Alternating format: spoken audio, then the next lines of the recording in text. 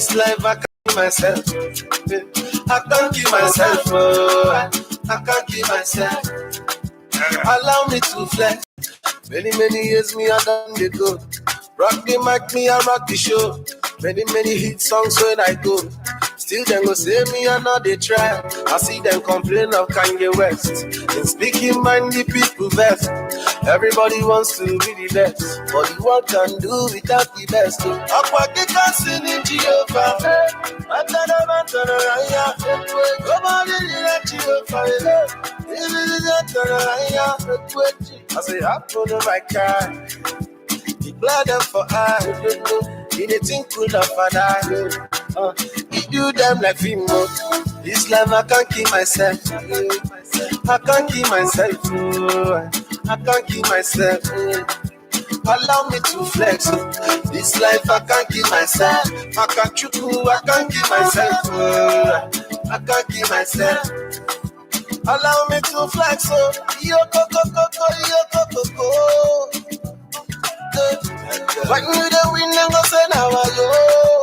They don't go yo go go go go yo go go go. Some people say I go babalawo. Never. Tell me don't be anybody carry me pass. Nobody they carry me pass. Don't be anybody they carry me pass. Nobody know me and they pray and fast. Only God they carry me pass. Only my Jehovah they carry me pass. Nobody they carry me pass. This life I can't keep myself. I can't keep myself. I can't keep myself. Allow me to flex. This life I can't keep myself. I can't keep myself. I can't keep myself. They don't laugh whenever I win. Yeah. So we don't care. Life we live.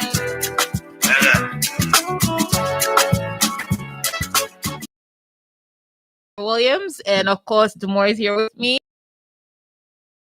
On all topical issues during the week. Perspectives. Sometimes we have guests, sometimes we don't. Demore is here this morning, and we're going to go through some of the topical issues that happened during the week. Demore, what's up? I'm fine. I don't know if my microphone is on. They put it on. They didn't want you to talk. Julius, what are you doing? Julius, wake up. Yeah. It's Saturday morning. Saturday morning. Yeah. So very interesting week. Right. Scary at some point. Mm-hmm. Obviously, the most scaring part of the week, or the scariest part of the week, was that protest. Right. I found out about it through traffic. Mm-hmm. There was this total blockade of traffic around the Cinco area when that was happening. I was sat at an office building in Cinco, out of which I could see riot police chasing protesters into the communities. It was just horrible. And to think that we haven't had like an address, or something to let us know where things stand after all of that. And I think that also followed another protest at the UL with students demanding the end to e-learning. One of them told me, Sion called me the data. It's costing them so much data. Yes. To access. I was wondering. Let's just take one of the things at a time, right? I mean, we're gonna go through. Follow us, okay? Yeah. We're gonna go through them one at a time. Marathon. All right. Okay. So with the protests, especially the one in the UL, I don't understand when officials of government, or any government that is, tries to just copy something from somewhere else and superimpose it here without understanding the local challenges that is there. Because if you want to students to learn via the internet, you have to provide the internet at a rate that students can afford to use it. Otherwise, it's a waste of money. And then the website has to be up. Website, because some of them complain that they go and then the system is constantly down because you don't have internet that works. And you can't just say just because they have tele hospitals elsewhere, then you do it here. When in fact your infrastructure cannot handle it. It cannot support it. I think we need to, if the issue is still relevant by next week, try to get some of the student leadership on board. I also talk to administration and see what's going on there. But yeah, that was but just on a common sense level, without speaking to those and without even knowing much about the protest itself, just on a common sense level, you sat back and thought, okay, because the pictures are not good. Country A is doing virtual learning, which they've been doing since last year because of COVID, right? So you look at that and you go, okay, we too can do it here, without looking at the country where they're doing it, the internet is so fast and is available and is way cheaper. You increased the cost of learning. The cost of, not even that, you increase the cost of data. You increased it. So you've done that. So my thing is, if you're going to provide a way, if you're going to import something, at least do yourself a favor and understand whether or not that can work in the country. If it cannot work in the country, to me, because I can imagine they've already spent back money, right? And then their website, like you were saying, is not functioning well. Even I'm sure they know why it's not functioning as well as it could. They know that the average student cannot afford to buy data for as long as it would take to learn. I.e., like how long is the lecture going to be? Like how long are they going to be on the internet? Somebody say, oh, but they're on Facebook. Yeah, Facebook. You know what Facebook did? Facebook decided you can use Facebook. The mobile phone companies decided, oh, you can use Facebook without paying so much money. Right? They've done that so that you are able to use it. And then when you go ahead to go play YouTube and all of those kinds of things, well, you're not there for consecutive hours. You know what I mean? Like a full 3 hours or 2 hours at a go. You're not doing that. Who does that, right? You can be on Facebook for that much, but you're not going to be. So just on a common sense standpoint, it's just not a workable idea here. As much as it sounds like a good one, but it's just not feasible. You're not able to execute it in the way that other countries have because you do not have the infrastructure to support it. And it's too expensive. Like, are you going to buy student data? What are you going to do? Or are you going to offer that internet? I don't even know. It's going to be like an app. What are you going to do to make it cheaper for people to be able to use it? What are you going to do? So I'm just going through the facts. I think 2 students sustained wounds to their head. Right. One of them was being treated at St. Joseph Hospital, and Dr. Saul Nelson is saying the university is not going to back down because they've made a lot of initial investment in getting the program up and running. But the students are insisting that the learning platform is difficult to access.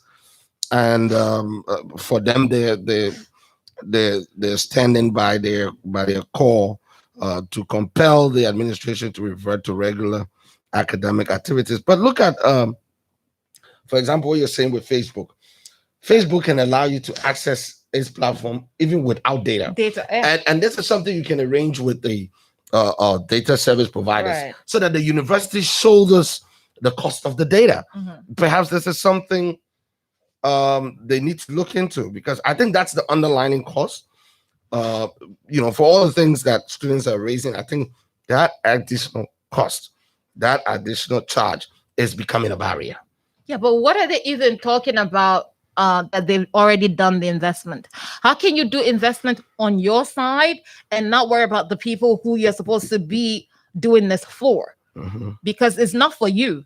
It's not your internet services where you can put up or people can use as when they feel like it. This is a program thing.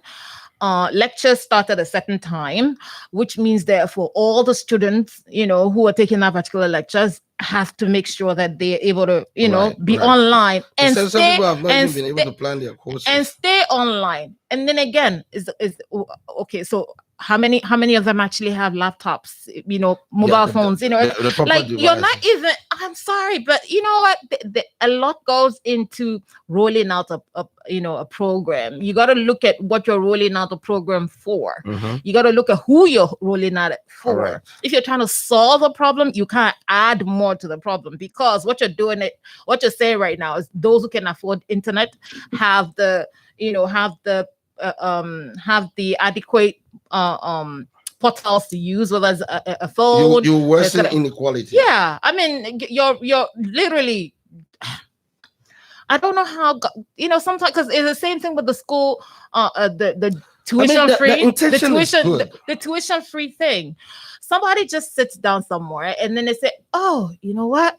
Oh, you can just do this," without much thought to implementation. So when you go announce student, tuition free today, right? Meanwhile, in your budget for the next year or this year, you haven't, accounted for raising the budget for the said school so that they're able to do without the tuition. I don't get it. I really don't. They keep dragging. Yeah, it sounds good when you first hear it, but working it out, it really doesn't. It really, really doesn't. Which students are you catering to? Who would make up the students that you're catering to? Who? I think that we need to I think government, I don't know. Then again, this government. Well, I think when it comes to LU students, almost every government gets it wrong. True. The LU situation, because there was no shortage of protests under. It doesn't mean to say you should go and look for reason for students to protest. Exactly. There's a different. No, we can have this conversation. For eternity, university grounds have been breeding grounds for these kinds of things, right? But the thing is, if your plan doesn't even make sense, it's hard to justify it, right? And that's the problem. That's the problem here. I think the whole idea of using e-learning is the way to go. I mean, but even if you went to school abroad in England or in America, you find that even the on-campus courses that people are doing, there's a lot of computer aspect to it. So you submit work online and so on and so forth, just because the internet over there supports it. But Liberia is another ball game altogether. So I think going forward, the government needs to support the university to be able to do it properly. Yeah, otherwise the free education is meaningless and useless. It sounded like Kwame Nkrumah. Right. Right. Yeah. Okay, moving on. Let's talk about the which one first? The port situation, or because the somebody would say, if we don't talk about Delon took the money, then we look as if we're trying to avoid it because we have already. Yeah, so let's just give it a few minutes before we deal with the Delon money. Yeah, man. Yeah, before we deal with this is the longest surviving story. I know, right? In the history of stories. Yeah. But I have always said, I'm gonna say it again. My thing with the money situation, particularly, is that if it's in the budget that says, it's for so thing, I support it because I am aware of how much people go to these people to beg for money. No, if you earned your salary, yeah, you would now want to use your salary to dish out to people who are coming to you for their weddings, coming to you for their food, for hospital bills, all kinds of things. You cannot do that, especially those who are in Montserrado. Just the avalanche of people that will come to you for one thing or another, some emergencies. To me, there needs to be an item on the budget that takes care of things like that. Yeah. And then we need to in Lofa, don't forget. Yeah, and then we need to make sure that when you that money is not tied to signing anything or passing anything for government. It should not be tied to those kinds of things, because then it will look as if you're being bribed to do it. But the money, I think the only difference here is when you quietly take it and you don't come to tell people you take it, and people find out about it, then it looks as if you're hiding something. No, Mary, here's the deal. the first sin was committed when everyone took it, because the whole idea is that people are saying it's a wasteful way to remedy the problem of people's overdependence on their representatives. Some have even made the argument that if we were to embrace that argument, which is an argument that I made, that lawmakers, the national budget cannot cover everything. And so in the gaps, which includes people having compassion, having medical needs and things like that, and coming for little bits of aid, I can understand why lawmakers were giving money. But the overwhelming consensus was that still doesn't justify it. They're saying if your people are poor, you should take broad measures or take specific actions to supervise the executive in trying to resolve the problem of extreme poverty and job, rather than try to use the state coffers to run a welfare program out of your office. Second point people have raised is that this money, the way this money will be expended will not be audited. We got past a lot of that with Ibrahim Darius Dillon and others taking the 15,000 and then seeking to donate it to places. Although almost everywhere Dillon tried to donate it, it was returned. What people are now concerned about is the fact that after the initial 15,000 was taken, Dillon and Senator Nyomli Kanga, Lawrence, and others said, although they took the first one, they will not take the second phase of it because they consider it to be wasteful. What they complain here is that even after saying that, they have gone ahead to take. But I heard Senator Kanga didn't take it. Yes, so Nyomli didn't take it. That's what they're calling flip-flopping again. Right. This is Front Page Africa. Senator Dillon again take a 15K check. He said he would reject. Monserrado County Senator Darius Dillon has reportedly received the second half of the $30,000 for legislative projects. FPA has gathered from impeccable sources, within the Senate. I think, unimpeachable would have been better. But anyway, this goes contrary to his recent stance on the matter, wherein he said that he will ensure that the money is returned to the government's coffers. Senator Dillon did not respond to WhatsApp messages inquiring whether he received the money, and if so, why did he take it and what it would be used for. Why did he take it? What remains unclear is why Senator Dillon has not disclosed to the public that he has received the second payment in accordance with his promise that he would make every money received at the Senate public. Wow. I think if we're on it right on this one, because my thing is, whatever your position is, you said categorically that you will not take the second phase. Right.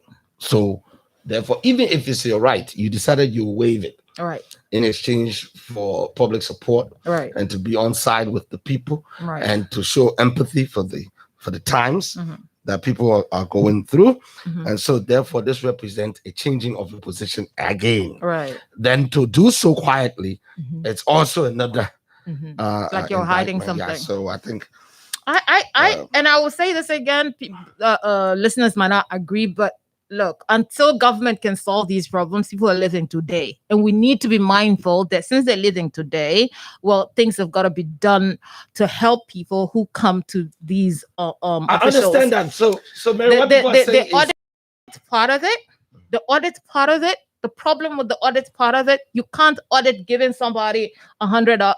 It's difficult. It's just, you need to look at that particular fund as miscellaneous, because there's no real way to assess, did this person get the $100 or not? I understand all of that. To me, I think we're the fight is not. So here is where the honesty thing comes in. If that is your position, stick to it. Stick to it. That's what I've said. But don't, because you cannot eat your cake and have it. If you want to appear to be beyond that and always on side with the people, and you come out and you say, "I'm not going to take it," then don't take it. Right. And I think that we also need to understand that as far as Edwin Snow, he didn't need any encouragement.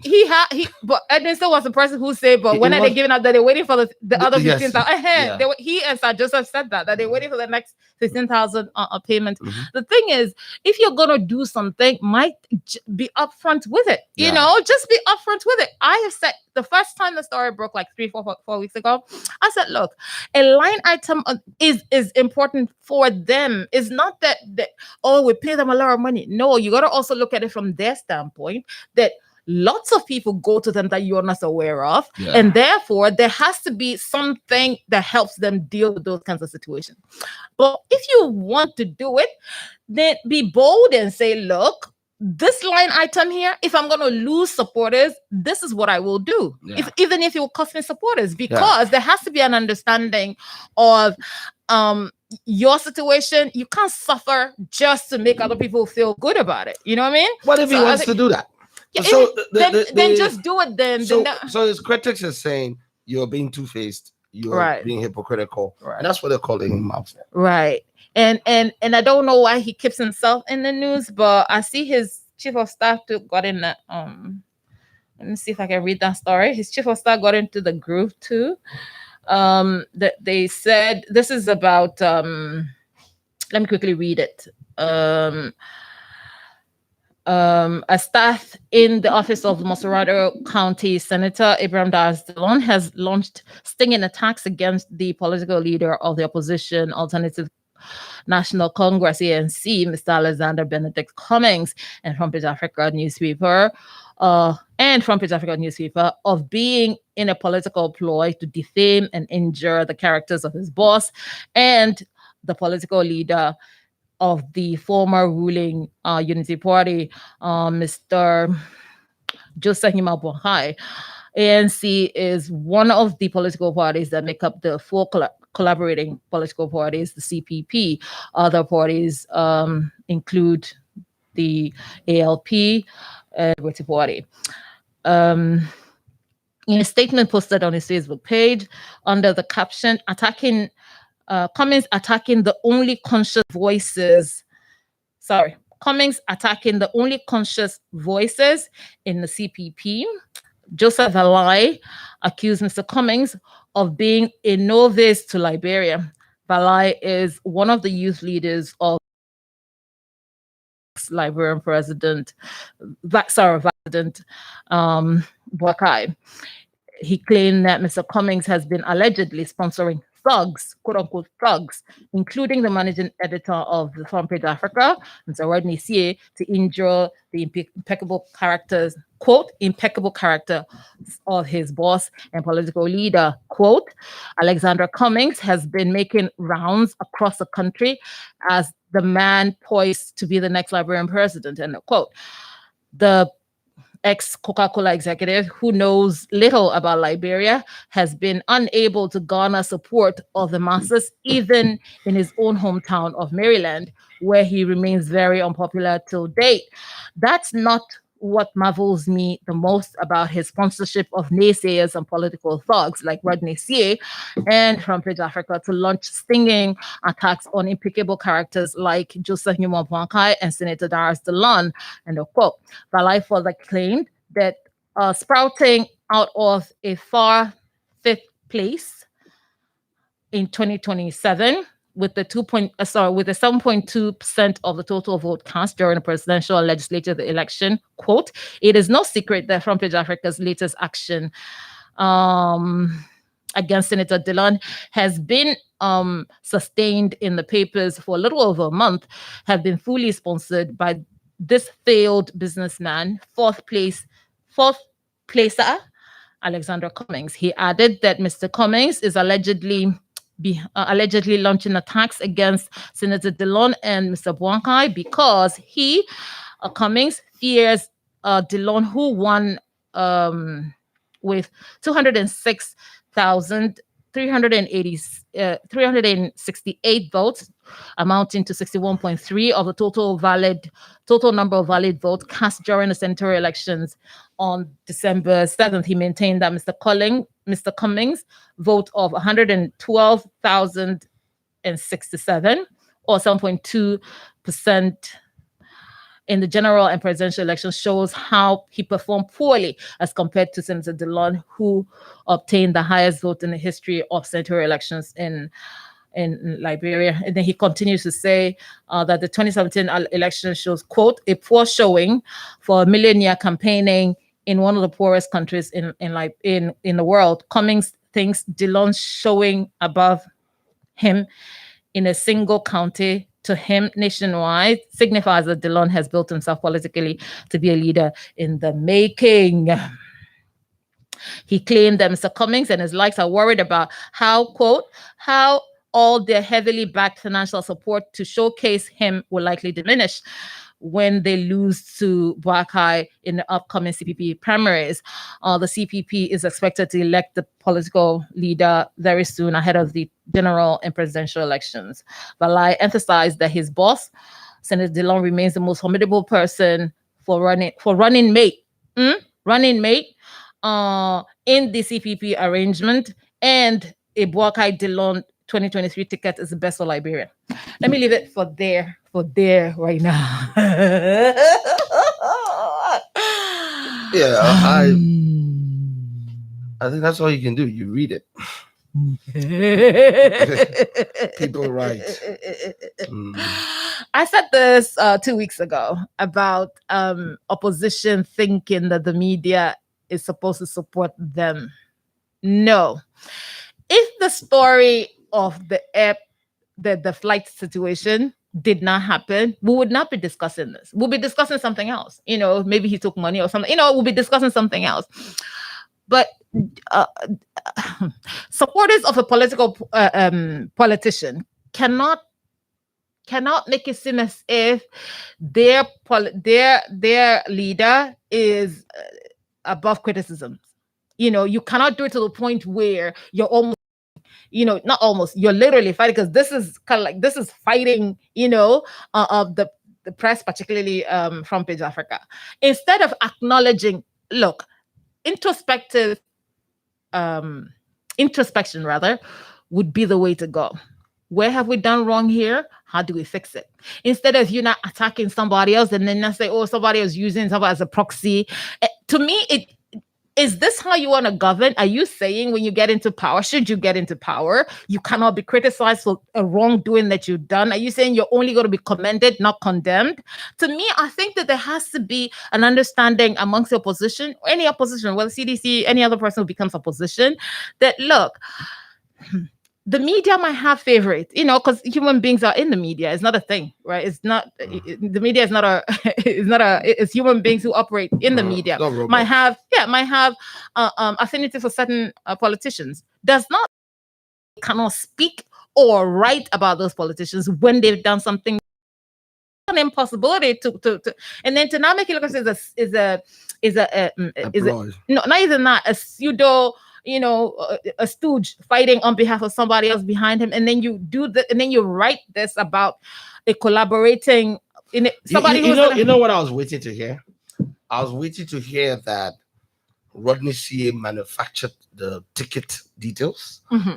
I was waiting to hear that one of his stories was untrue, mm-hmm. or factual error, mm-hmm. or an exaggeration of an occurrence. Mm-hmm. But these reports are not just coming from Front Page Africa. They're coming from both Dillon Page and other news entities and FPA. This is reality. You can say, if it's raining and I say it's raining, you can't say I'm making it up. So for me, it's like beating a dead horse to death. The CPP politics part, we can always play it. Yeah, the person will win, the person will not win, the person fourth place, second place, third place, all kinds of things. We can do it. But to single out Rodney and start calling him thug, we might need the press. Not might. We will need the you press. Need. It's not a might. I feel like there's a danger here that if we're not careful, when we don't get good stories, we shouldn't try.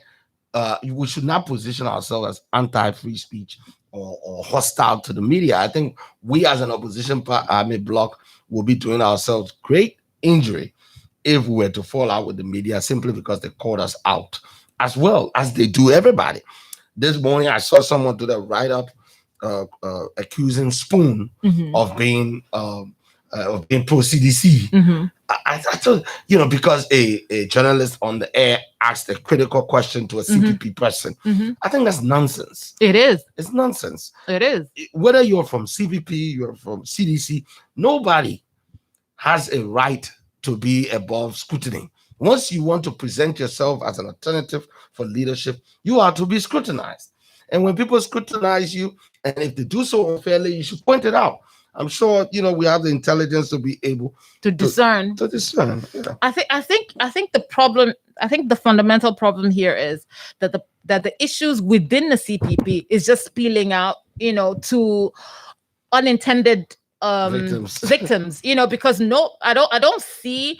I mean, okay, because the assumption here is so Cummings is literally buying up, because that's the only way this story makes sense, right? Buying up people to oppose Delon because Delon is more popular than he is, because that's where we're going. Are they saying to me that Cummings is wealthier than the government of Liberia?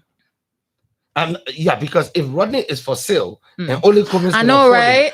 Cummings doesn't even have that much money to be able to rival the government of Liberia in purchasing a media house. Because if anybody would buy FPA, the wealthiest guy in the room is the GOL. Right. And how come we don't have Rodney just singing the praises in a major election, the 2020 senatorial election, when the GOL would have given anything to win Montserrado? Most of the reportage from Front Page Africa was critical of the CDC candidate. Yeah. And we, as an opposition bloc, we have enjoyed it.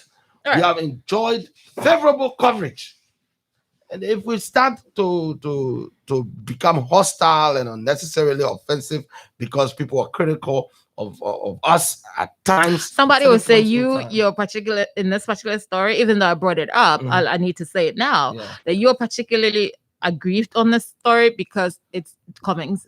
No, I'm not. Because you support him. I need to put it out there. A ton of people criticize Cummings every day. I don't go after all of them. In fact, the part of his story where he talks about Cummings, it's allowed. It's campaigning. People are allowed. You're allowed to say why your candidate is better and say why the other candidate is not. But it's interesting that he's from the Unity Party, because the UP people always tell me, only praise your candidate, don't criticize ours. Right. I'm happy now that they are criticizing as well. Now it's open. It's open. It's called contrast. No, but I think that it's childish to think that you can critique my candidate and then nobody and your candidate is absolutely flawless. Right. It's nonsense. Right. It doesn't hold water. Right. Okay. It doesn't hold water. And the thing with I said it out. The thing with UP people and Uncle Joe seems to me like in their mind, they don't think they need to fight to win this thing. So like it's an entitlement, and anybody trying to tell us any different. He went up Mount Lofa. And God gave him the 10 commandments, and he's going to use it. I like that. It's as if this was handed down to him. It's not an entitlement. And I said, I'm sorry. Human beings decided to vote for Boakai in 2017. I was one of those human beings in the second round. Right. I spent almost half a decade now. We've spent almost half of a decade since we made that decision. Right. Don't you think things have changed in our lives? We're looking at things a little differently. Don't you think we've been looking at him since the end of that election to now? And I don't think that it's entirely impossible to talk to people, to talk to people across the aisle. And I don't think election results are carved in stone, because let me tell you, Clemency Yue came second in an election in 2009. He got the most vote after Jerindo Sharif. Right. He never became senator. Dylan also ran in that election. Fifth. Right. He came fifth and he didn't go sleep. Right. He's been at it. Right. He's been pushing. Right. Advocating, keeping his voice there. Right. The time came. He put on it. Yes. So if you're calling someone fourth placer, Dylan was a fifth placer. Right. I would like a fifth placer to tell me that a fifth placer that became number one to tell me exactly. Dylan is the reason why things can change for any politician. Right. And so that's the logical part. It's just that this young man called Rodney C. I've watched him for 12 years survive all manners of allegations. Even being in prison. Everybody. Even being in prison. The government say he's for the opposition. The opposition say he's for the government. what do we do with this guy? Some of us have had it our own style. Our own style. Deported, reported, deported, imported. Yeah.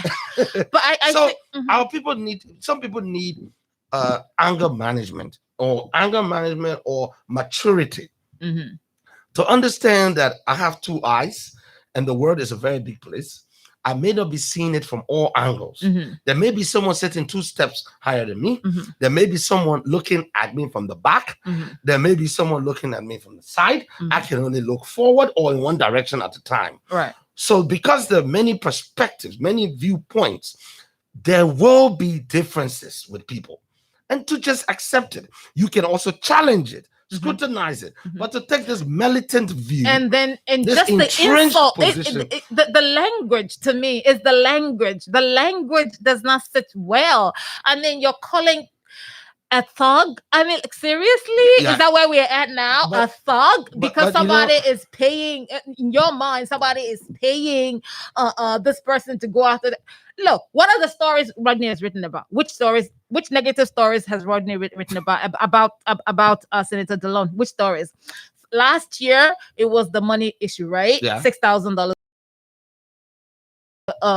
It was then the airline ticket, then another money issue, right? Yeah. Which of these stories did Trump? These stories came from anybody other than the senator himself. Which of the stories did that?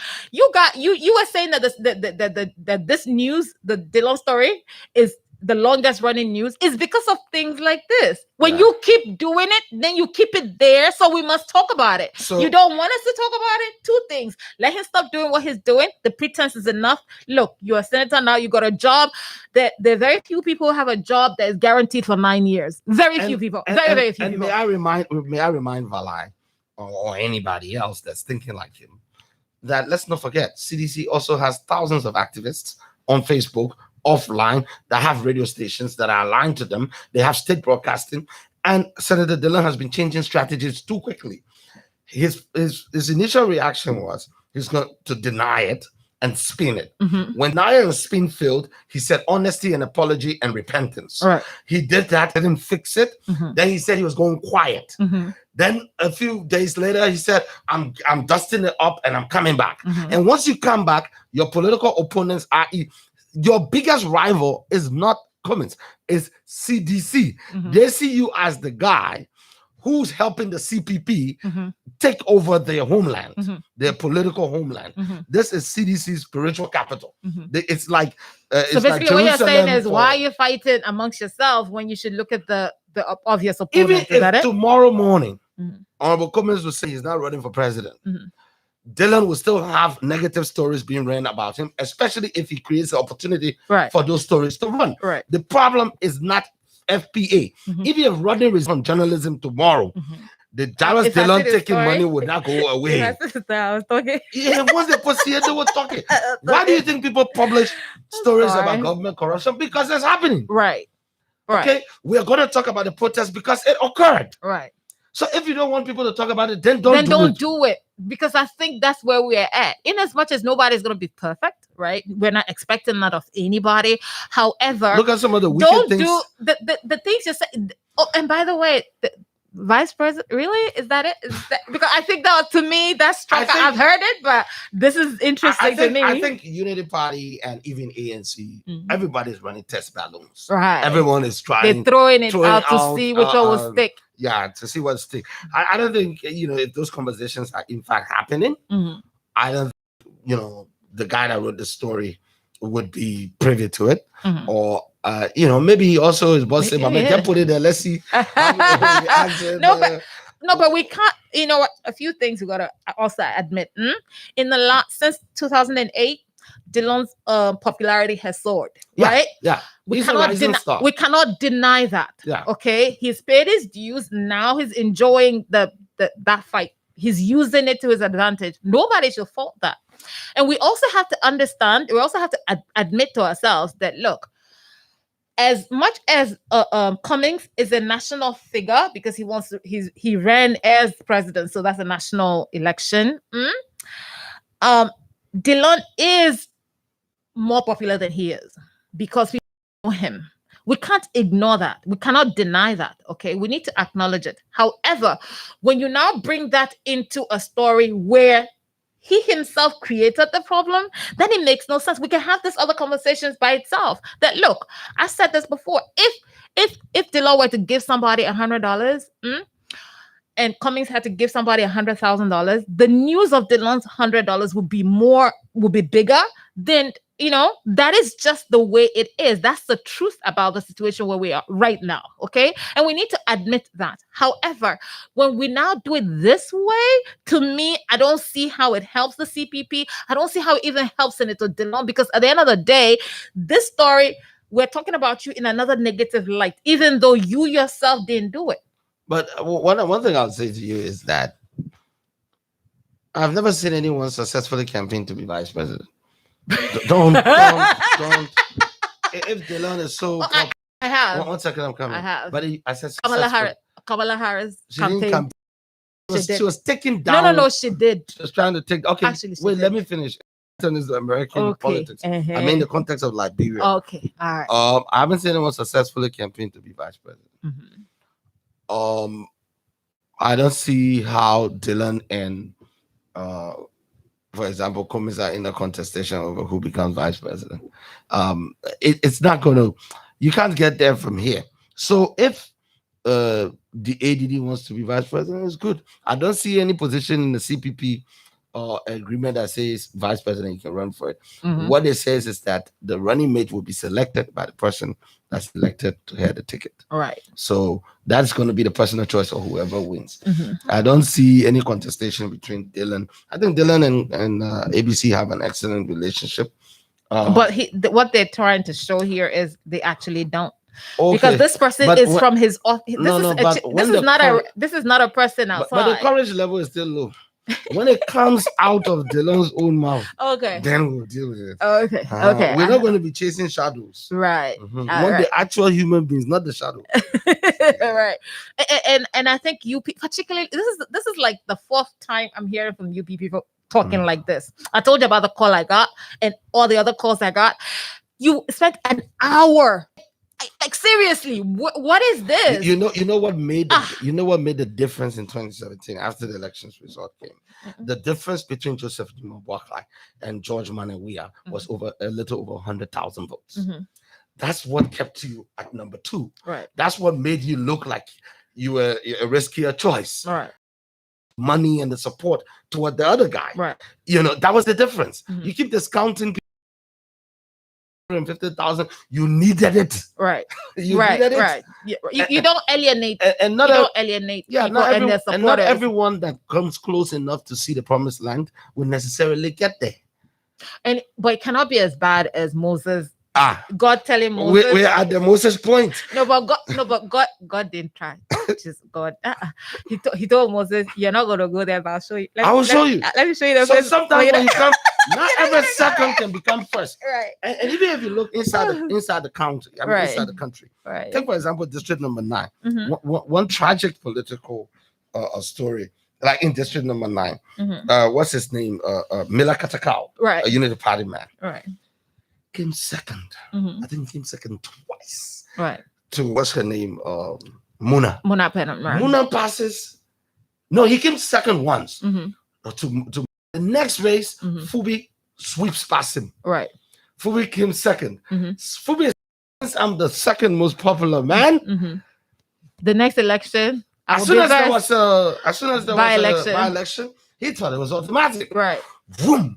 In comes this 40 guy and to win. Right. So the thing is not like a banking queue where after you, there's politics. I think the problem with UP is I say it again, the every entitlement is different. No, not even that. They think Uncle Joe will be coronated. Right. And nobody should be in his way. And nobody should even say anything about Uncle Joe. No, man. If Uncle Joe wants to be president, he needs to subject himself to these scrutinies. It's very important. And any other person who's running to be president will be subjected to the same scrutiny. So I don't understand why UPists, is that what they call them? UPists, make it look as if this is our thing. Nobody should come and make it look as if they can. I'm okay. I'm gonna get into trouble. I will say it. The truth here is, I've said it here before. The heart is where the sentimental value is where Uncle Joe's strength and votes lie. Sentimental, because the real issue, I do not think Uncle Joe can run this country. I honestly don't think, based on not just his age, I don't think he has the acumen. I'm sorry, I'm not trying to. Yeah, but X factor. Yeah, I don't think so. But your heart tells you that Uncle Joe is accessible, because some of the things that make people vote for people are sentimental. You get up, you want to go vote. I feel this way about this person, so I'm gonna go vote for them. But honestly, can he do the job? When are we gonna start asking that question? Can he do the job? Does he know what needs to be done? Why are you trying to make it look as if asking these kinds of questions are not going to be tolerated? Because even if you stop me from asking it, and it's good that we're having a primary, because all the issues will get old. Right. Almost all the issues will get old before you get to elections. And that's a very important question, because it will be difficult to check a CDC in opposition. Because if we are playing on the impatience of the people and saying, don't wait for CDC to get their acts together, just vote for us. Right. CDC is saying, we came in, we're learning. All of the mistakes should come down to the fact that, we inherited an economy that was shaky. We've been trying to fix it. Patience. We from CPP are saying, you're incompetent. Even if we give you time, you can't fix it. Right. Give us the damn country. If we win, CDC is going to say, where is the progress? And they're going to be a very robust opposition. They've always been. And now there will be an opposition with experience. Because at first they had very little executive experience. Right. Very few of them had worked in government before. Right. Now they will have the ability, and they're sending people to study and all kinds of things. People are getting masters in different areas. So they're going to have a lot of intellectual firepower at that point. So the CDC fought before, it's not the one you're going to fight in opposition. So you need a president that's switched on, that's able to get the job done, so that in terms of governance, you have something to say. Right. So that we don't just win in 20, because my people, 2023, 1 or 2 years, we are in 2023. Right. You win, then you do another CDC.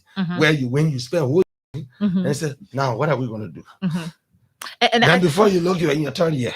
No, but I also think that, in as much as I have admitted here that I think, based on sentiments, because that's the value he has, name recognition and sentiments is what Uncle Joe has. But he actually run the country, because there's a difference between being vice president for difference. You're not responsible to make the hard decisions. You're not responsible to think of the solutions to the problem yourself. You can just point fingers. You can just, and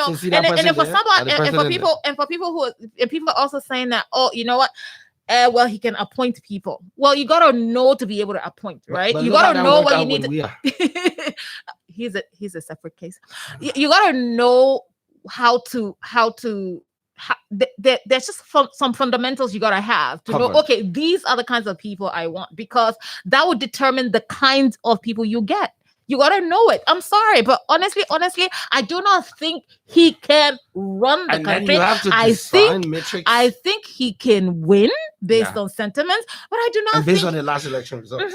But I do not think he can do the work. Now, for those who say, "Oh, it's too old," no, because to me, if I was him, I'll say, "Well, you should pray to God to live as old as I am and still be relevant to the country's, to the country as a whole and in politics." I think those arguments to me are not concrete enough to say, oh, just because a person is old. No, I am interested in, can he deliver? Can he do this work?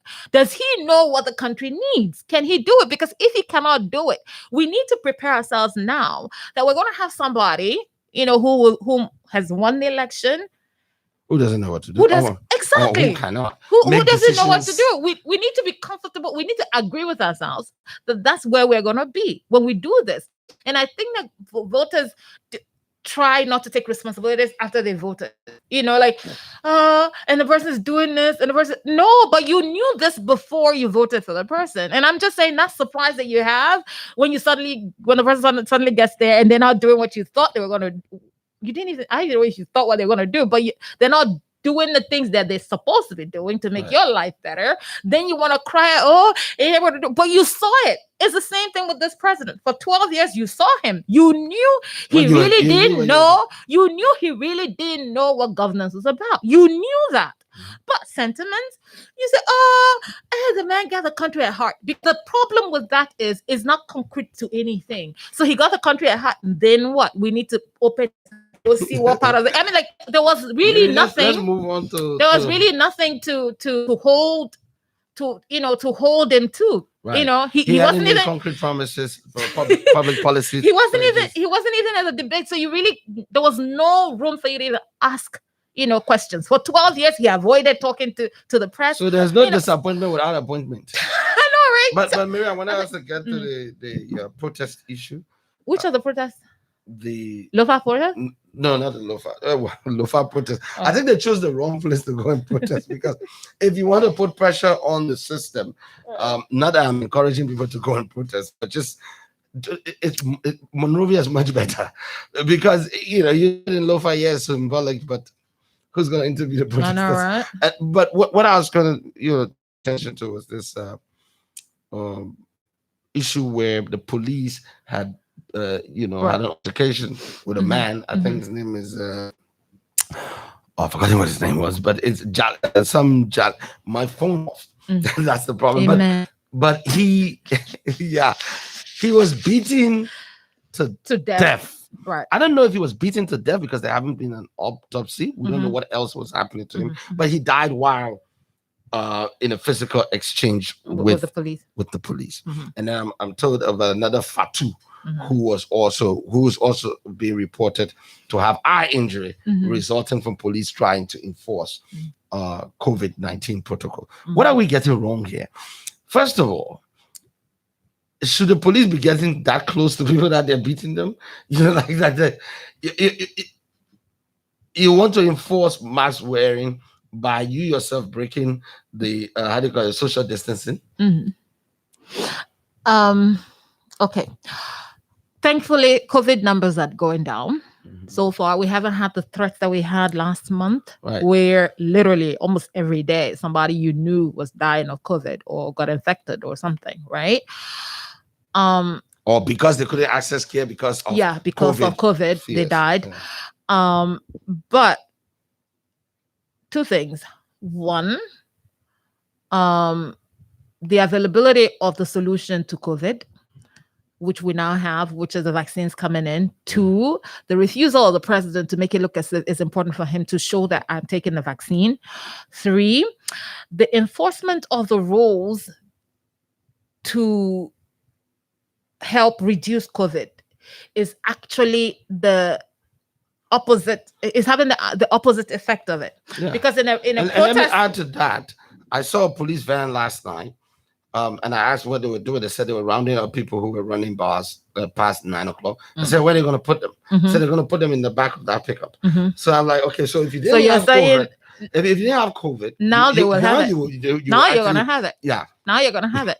I think again is the approach to same thing with the school situation. You're not thinking. You're not thinking of what you're doing. You're not thinking of the effects of what you're doing.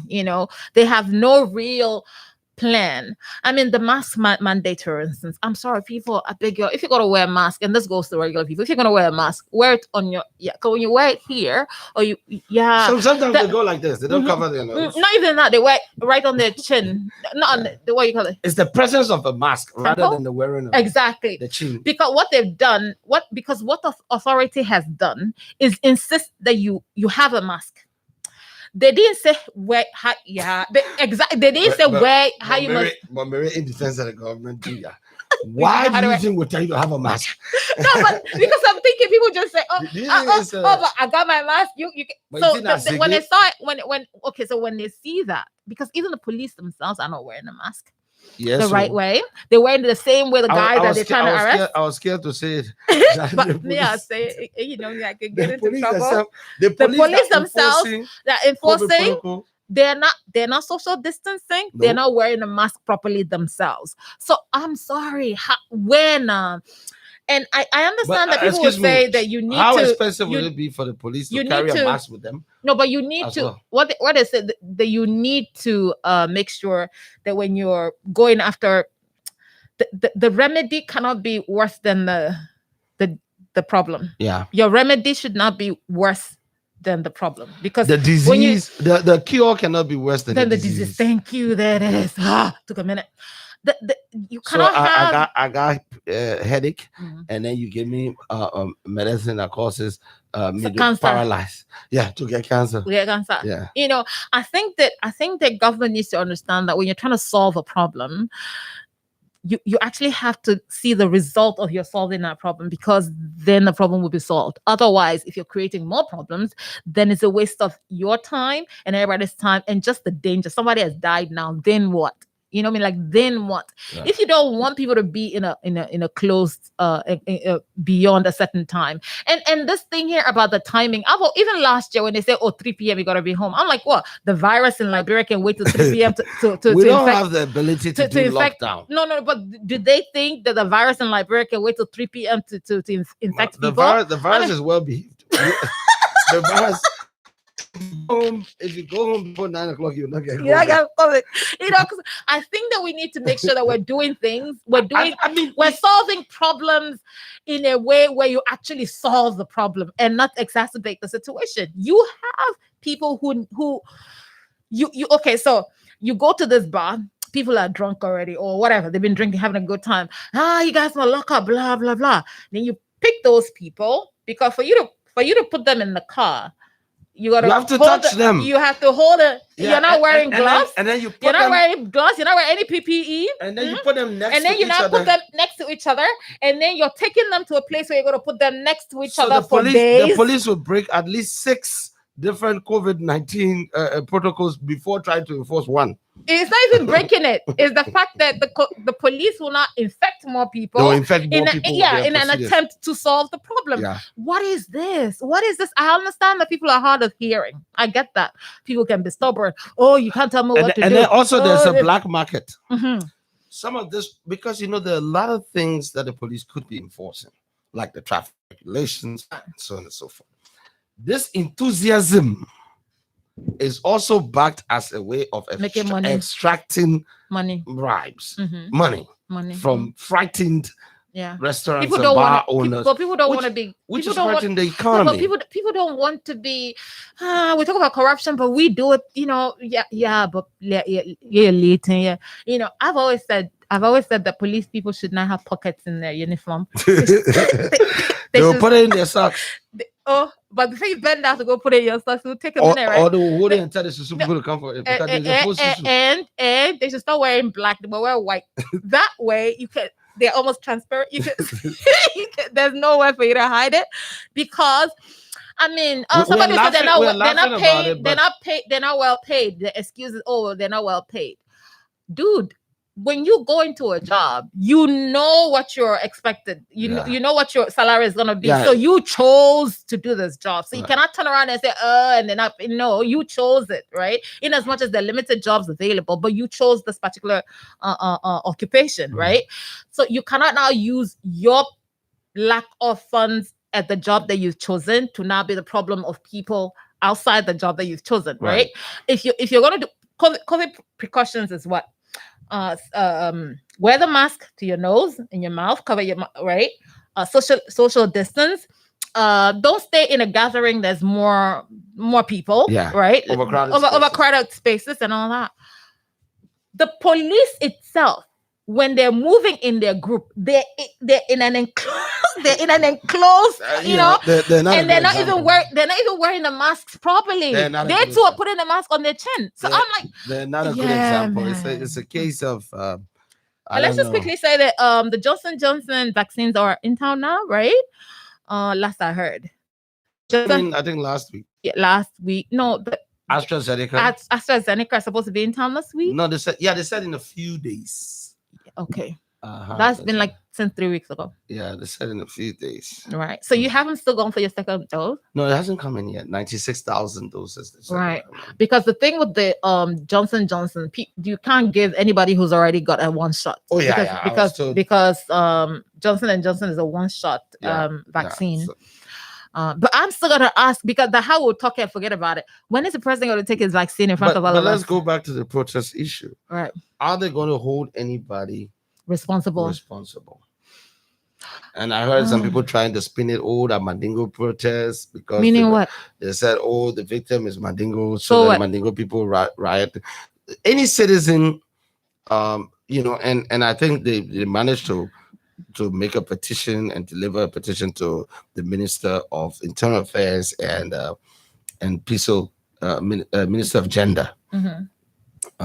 I think any citizen that's aggrieved has a right to express those grievances, and we shouldn't tribalize the politics. So I think it's an unfortunate situation, but then the Liberian National Police need to hold whichever officer went above. First of all, they need to investigate the matter, not just say that they will investigate it. Right. And this is where the anger is coming from, and to be very careful, because there are a number of things that are confluencing here. The breaking down of market stores in red light. Right. There are people there who are disgruntled by that, and other government actions. All of these people, the shortening of the COVID-19, the shortening of trading time because of COVID-19. All right. All of these things are packing together. The increasing of port charges, which we're going to talk about in a minute. Charges and so on and so forth. All of these things are coming together.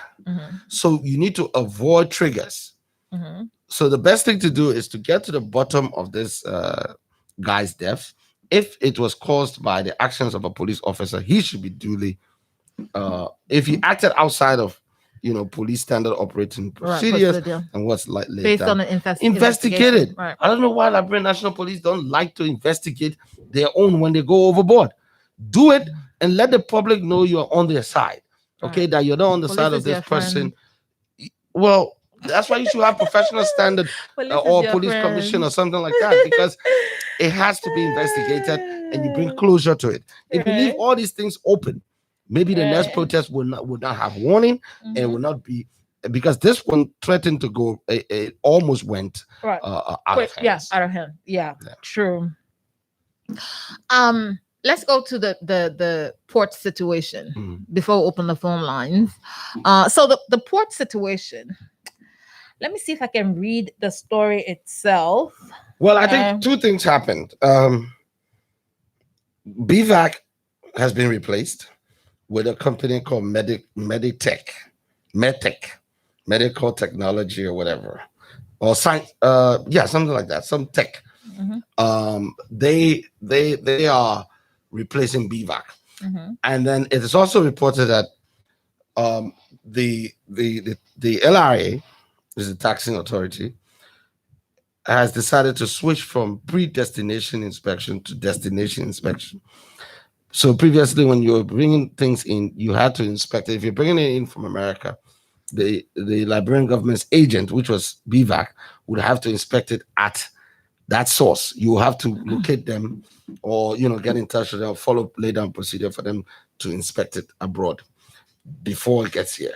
But now they're going to be inspecting everything at the port here. So it's going to be destination inspection. They have a new company doing it. I think it's the new company that has assessed the charges to be like this. But after the noise and brouhaha, I was told yesterday or the day before that the government has decided to suspend it for like a year. Some are hoping it doesn't come back. That is, the price increases. And that's where we are. Okay, I'm going to add the story from the Senate. Reason being, I just want to everything. Well, the Senate called for a probe. Yeah.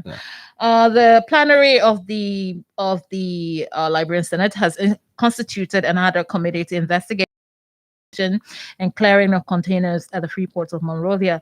The decision was reached on Thursday after communication from Senator Edwin Snow of Bomi County urged his colleagues to look into the matter.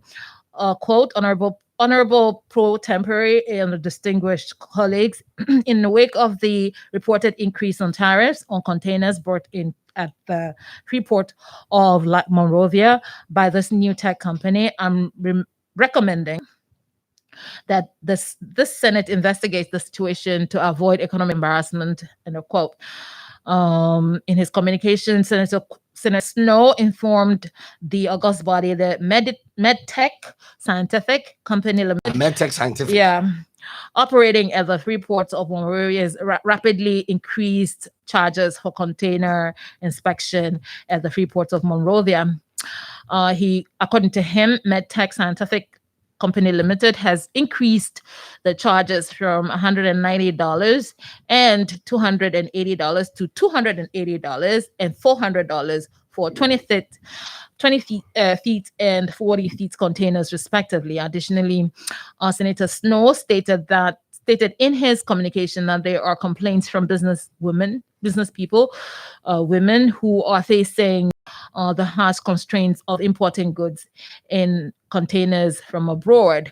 What is MedTech? Okay, so just a brief on the company itself. MedTech Scientific Company was designated by the Liberian government through the Liberian Revenue Authority to conduct destination inspection, DI, at the ports. This contract, according to the government, was necessitated by the requirement of the World Trade Organization Facilitation Agreement, WTO, TFA. The government then abolished the pre-shipment inspection, PMI, beginning August 1, and introduced the destination inspection conducted by MedTech Scientific Company. Also, with the new procedure, all goods intended to be shipped to Liberia will be inspected only once in Liberia by MTS, Customs, and any other interested party with a defined to inspection. The government's flat fee structure schedule of fees for DI services shall be introduced and paid to MTS at the designated EcoBank account. I just want to quickly read the fare increase. Recently, some local businesses in Liberia expressed concern over the possible shortage of rice and other commodities due to increment in several fees and the cost of services at the free port of Monrovia, according to local businesses. Despite the adverse effects of the COVID-19 pandemic on the business community, there continues to be an increment in services at the port, which is further putting the business community in a tight corner and strangulating them. They mentioned increment in demurrage, increment at APM terminal charges, increment by the Stackers Union, Truckers Union, cost of container tracking, CTN, BVAC, and Meditech Scientific Limited, which have caused serious constraints for the smooth operation of business. According to the local business, with the increasing cost of doing business, there's likely going to be increment in the price of some basic and essential commodity. For instance, quote, rice, for example, our fear is that we may soon run out of rice on the market and become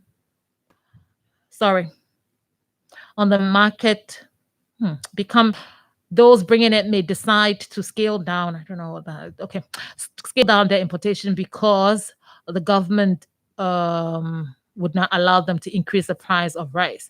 You cannot be running into extra expenses.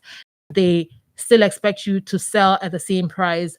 A local entrepreneur who asked for anonymity. Then Patel threatened protests. Well, Patel is divided.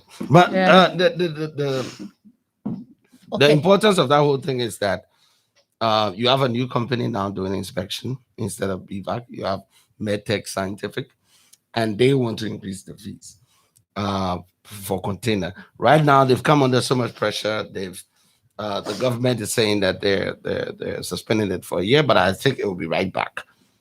I just want to read something I saw from BVAC. Dear colleagues, BVAC Liberia has been operating during many years a service of PSI, one shipment pre-shipment inspection for the account of Liberia authorities and LRA. This service has been amended last year into the DI, so destination inspection. But after several extensions, the contract signed between the government of Liberia and BVAC, BVAC contract will end at the end of July 2021.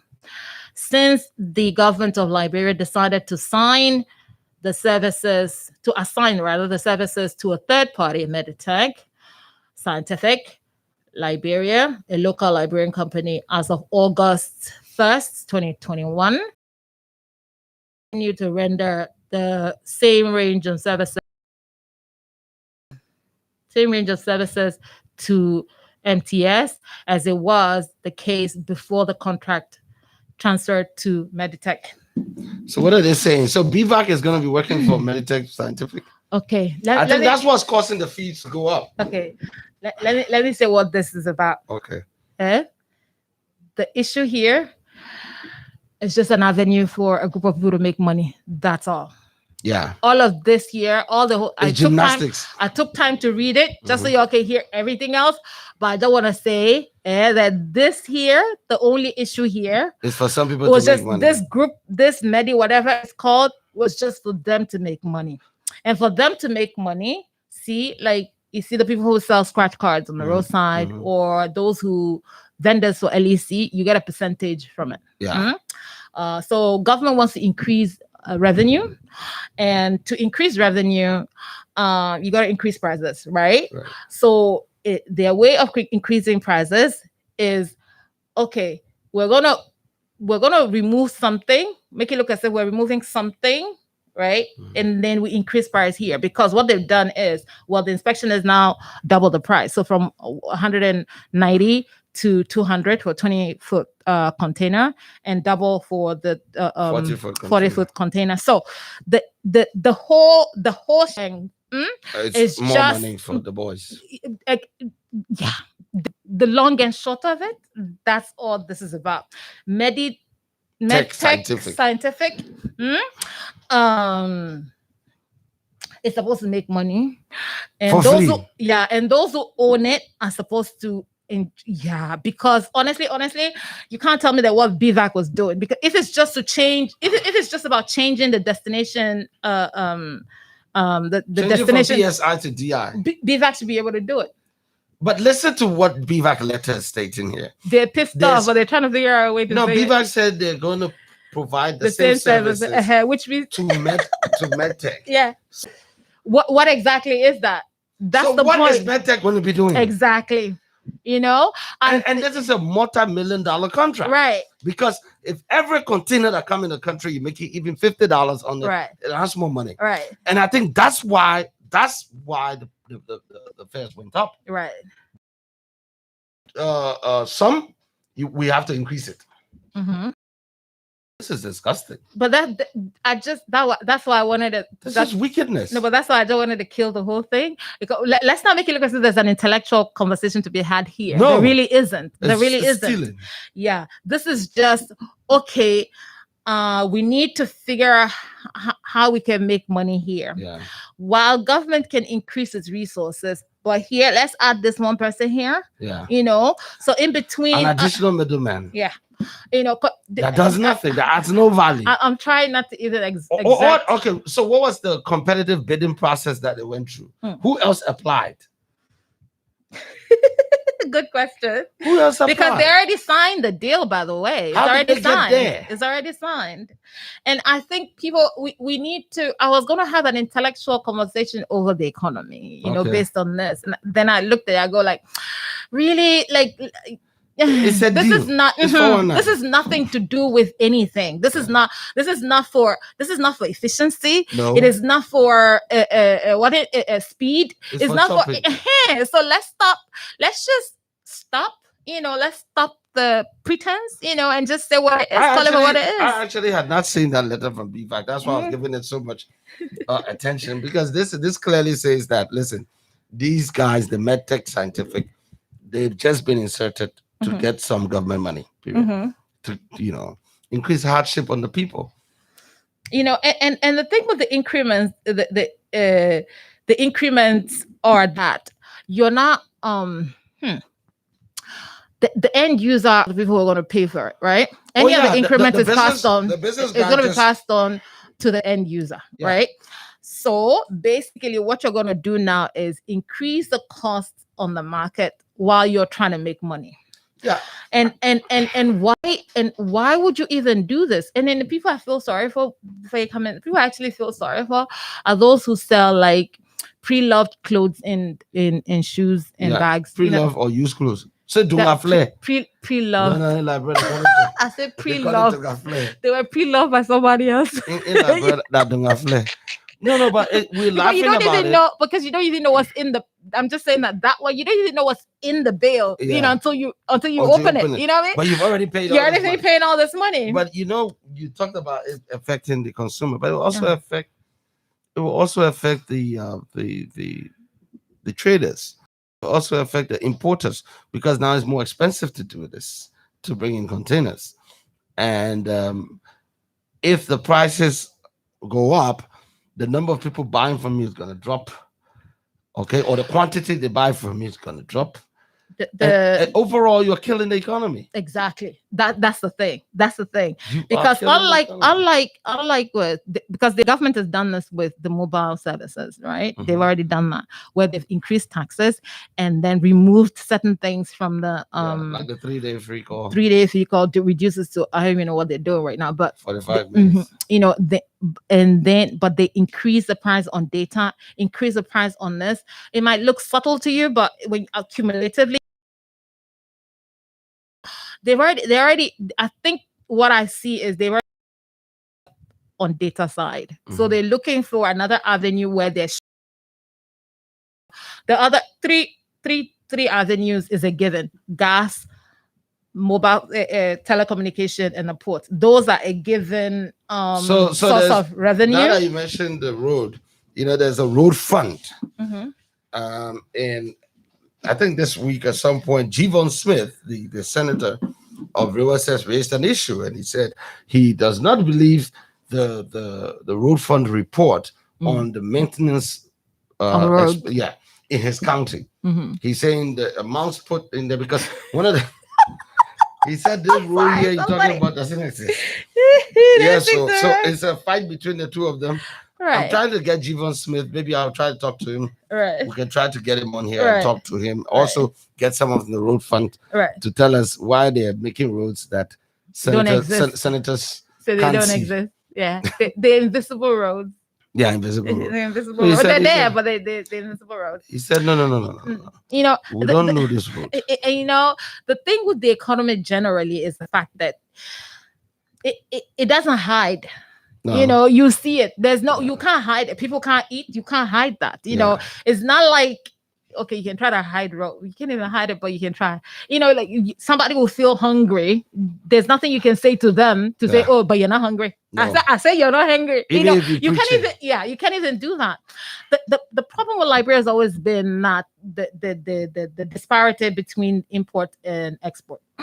that gap has widened. The balance of trade. Has widened over time, right? If you're in the millions, like I think 2017 were like 200 or something million, and in export, and 1 billion in imports. It just shows you how import dependent that you are, which means therefore your port is your cash cow, because everything comes in through the ports. Right. When you try to put a stay on increasing taxes at the port, or like the rice, for instance, does not have what's it called again? what's the cost that they remove from the tariff? Yeah, on rice.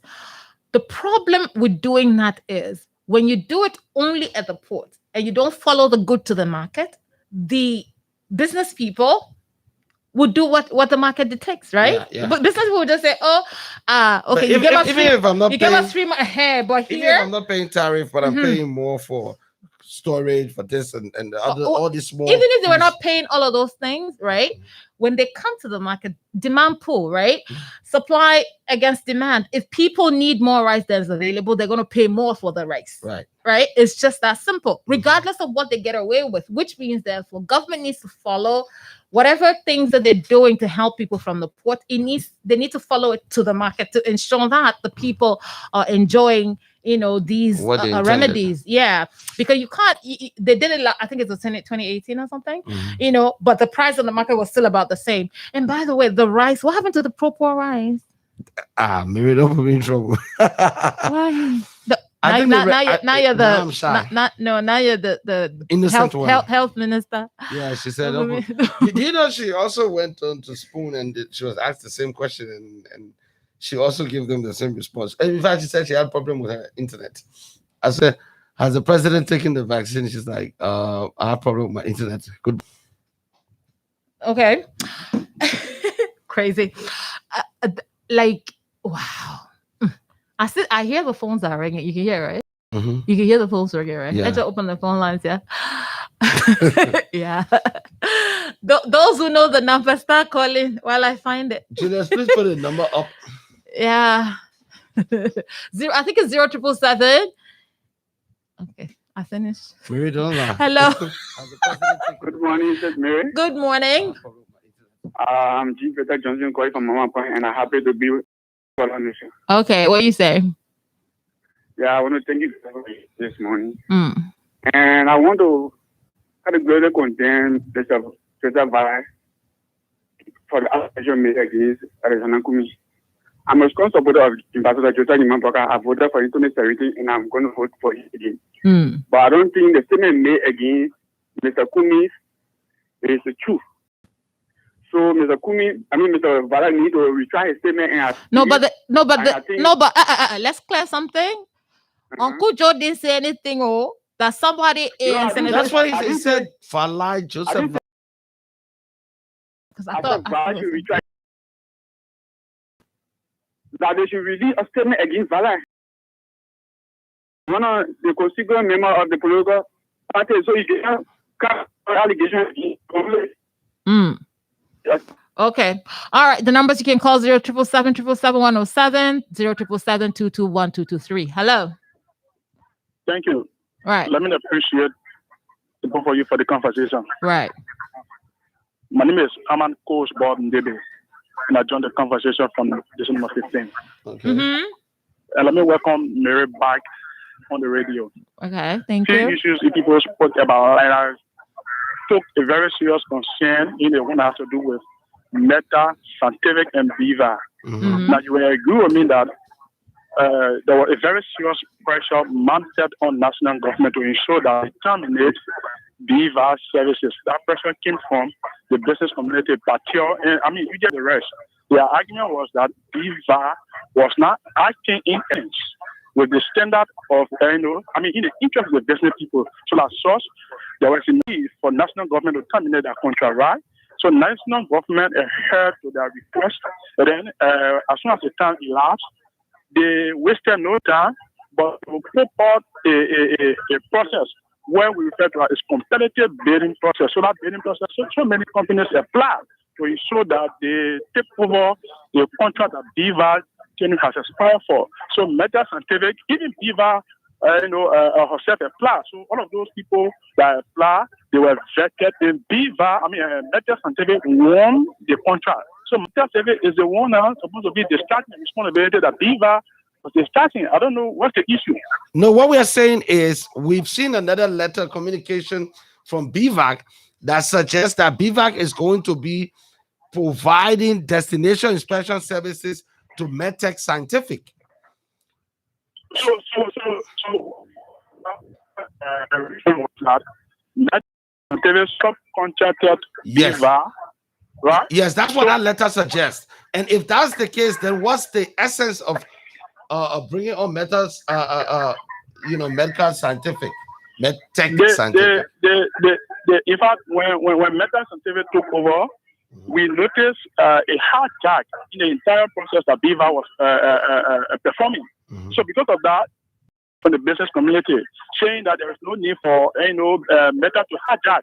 So national government intervened. Apparently, it is the intervention of national government that has led Meta Scientific to subcontract Viva, so that Viva, because mind you now, Viva were the one that were operating. So Viva has a very enough experience in operating that sector. So my brother, then how are we making progress now? We say we don't want BVAC. Then we are coming out. Wait 1 second, bro. We say we don't want BVAC. We change to a new company. Then all of a sudden again we end up with BVAC. So we are not ending up with BVAC, right? So we are temporarily using BVAC until national government can comprehensively intervene to mitigate whatever situation that Meta Scientific has created. Like I told you, there is a hijack in the so that means we made mistake. That means we made mistake in choosing MedTech Scientific, because even though they won the bid, they've not been able to carry out the same services smoothly. So, and let me just be honest by saying, to some extent, I would like to agree with you that we made a little bit of mistake. But again, it's not too wrong to correct whatsoever mistake that was made. That's the reason why it is important for national government to intervene to ensuring that be corrected. A Meta Scientific does not have the capacity to do the job. The best thing I believe that national government will do is to terminate the contract. But again, the people want it. Okay, thank you for your call, because I want to read something. You can listen and call back if you want. Just hold the call for a minute. I want to read something. When people want to argue over it, okay, let's just show what we're talking about, right? Where the issue is coming from. This company is not a Liberian company. Okay, start off with. So the idea that they say, it's a Liberian company, if you put up a stooge or a branch in a country, the origin of your company is not from there. You're not from there. Yeah. Okay, so let's not even do that. This company is coming from the UAE. And what they're doing, I just want to read, according to some international media report, the firm from the United Arab Emirates, identified as MedTech Scientific Limited, has reportedly been awarded a 10-year service contract, according to the report. 10-year contract, right? And to start off with, the basis of the conversation is not true. Okay. It's not a Liberian company, so let's not act like it is. Okay. 2, if you have multiple agencies providing the same service, at the end of the day, it costs more, delays more, really, really does nothing to help the business people. What's really happening is, like, I buy the TV from the shop and then I sell it to you. But you could just go to the shop and buy it by yourself. Right. That's what I'm saying. This company here, as long as so what are the things that you do at the port? What is needed at the port? How do you do it to make it efficient? Right? Isn't that where we're going with the conversation? Yes. Right? Duplicating functions, then what exactly have you solved? Are they bringing any kind of expertise? No, first of all, there are two reasons we'll need you. Either you know how to do something very well, better than who we have, or you have more money that you can use to invest in the technology to, for example, make inspection faster, more precise, so that, better scanners, more scanners, so that several things are being scanned simultaneously. Or you don't have a role there. And we don't even know how much money they signed for, because nobody has actually told. So it's a very opaque. Nobody has actually told us. You see, when you start asking questions, you see the way I left it there, you should have just left it there, right? Where I just say no, like, just to make money. Nobody has told us for the 10-year contract that these people have signed, what was the value of that 10-year contract? I've been looking, I haven't seen it. And then for that value, what were the functions that they're supposed to do?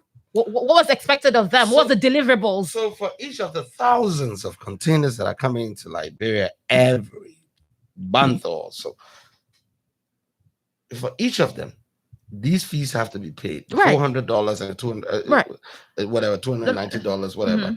Let me go back to phone line. What percentage of that are they? Exactly. There is no. There's no clear. Hello. Hello. Yes. How are you? This is Peter Gula calling you from 7th Street. Okay, what are you saying? Mary, the honesty is the government is not a proper government. It's not a proper government. Let me tell you something.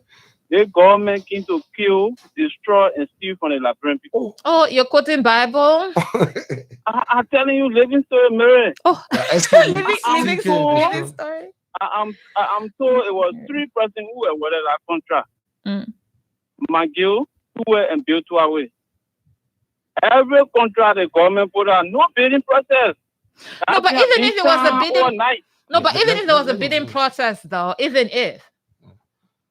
Go ahead. Maybe we in serious trouble. We gotta pray. Straight to prayer. God only helps those who help themselves. They say faith without work. Hello. Okay, I think I lost the call. All right. So they said the initial period could be extended by mutual agreement. The report added, although the monetary value of the deal is is not known. Yes. Good afternoon. Good morning to you. Right. Morning. And good morning. Good morning. Right. For chairman, because I said I was chairman for the COP. Oh. Okay, then. Factual. Go ahead. I'm not a chairman. Go ahead, yeah. Go ahead. Take it. You on the show. Take it. An ordinary man. A Liberian period. Go ahead. What you say? Okay, then the name advantageable. Political apostle being a big on the most advantage in the abandoned district. Oh. So we start district 6. Chale. His district is abandoned. I want to come to guys. Okay. What happens is that you see for us, and we are Liberians that in majority that are opposing this government. There's no way man will come around here to cancel that the CDC they are in no. All we need to do is that because we are crying in this country here, our only hope is for the CDC is to put ourselves together. When you read my road that we are hoping that comes the convention, they will put ourselves together, they definitely get there, we have to be with you. Because we don't want to see for everybody. They're not in problem and see other people. They are just playing the guys that in power. So we are just hoping guys look together. We need to put start our differences, our group to see our best to get the people then we get proper government to come to place to move the country forward. Okay. But then if we not put ourselves together, Thank you. Wow. Hello. Yeah. Abandoned district. From Benson Street. What you say? Mr. William is protest is good in this country according to our constitution. He can when you block the road and the police start to go move the road block, it will be a riot between the police. There were always on fire between the police and the LU students. The Somali Packet say, yeah, that the situation that the government put in, it was nonsense. They were not going to work. They were not going to because government not going to take the money for anywhere. They now go more than 2-3 years, the situation going on and the students are enjoying it. The e-learn process is the process that was try it straight because of the COVID-19. You must know that it will work on it. LU students have no right of going to the street and blocking road and the police. Do you have? I want to ask you a question. I want to ask you a question. Hello, I want to ask you a question. Let me ask you a question before you go. I want to ask you a quick question. How do you think the internet lectures will work? What? How do you think the internet lecture will work? The internet is everybody have an internet problem, but get upgrade your system. If you upgrade your system, Get off my line. The people like this can just piss me off. It's like I lose brain cells. They know me. Get off my line. Let me just quickly hold the call for a minute. Update your SIM card. Yeah. Like those kinds of people.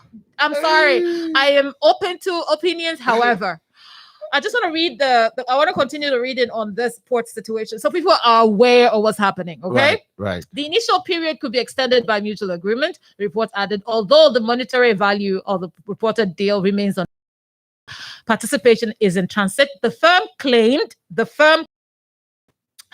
that following Liberia's ascension to the World Trade Organization, WTO, and as part of the broader in-country policy of boosting trade and making the export and import goods easier, the country's government undertook a competitive tender process, built capacity under the long-term BOT, so build operating turnover arrangement by investing in and upgrading various services at the port. When the head of the National Bureau of Concessions, NBC, Attorney Edwin Dennis, was contacted